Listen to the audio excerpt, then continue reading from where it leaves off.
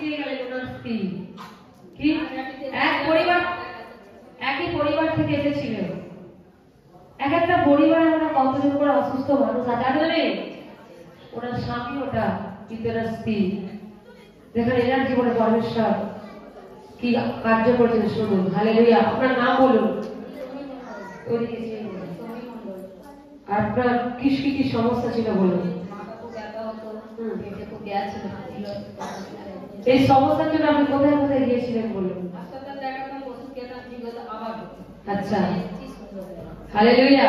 মানে হাসপাতাল যেতেন, ডাক্তার দেখাতে, যখন ওষুধ খেতেন, তারপর আবার ফেরত। মানে আপনি সুস্থ ছিলেন না। কতদিন ধরে সমস্যা ছিল আপনার জীবনে? আপনার জীবনে কষ্টটা কতদিনে? 5 থেকে 6 বছর। অল্প দিনে 5 থেকে 6 বছর। হালেলুয়া। তাই উনি ওনার স্বামীর সঙ্গে এসেছিলেন যাতে যাই স্বামী ভালো হবে, কিন্তু উনিও সেখান থেকে পাশার আমাকে লেয়ার করেছিল। সেদিন থেকে আপনি সুন্দর হয়ে যান। হালেলুয়া। ওই 6 বছরের সমস্যাটা সেদিনই স্বামীকে যদি লেয়ার করার পাশে আজ থেকে 1 ঘন্টার জন্য লেয়ার করেছিল। এই গ্যাস ও মাথার যন্ত্রণা উনি আজকে সম্পূর্ণ সুস্থ হয়ে গেছে। সুন্দর।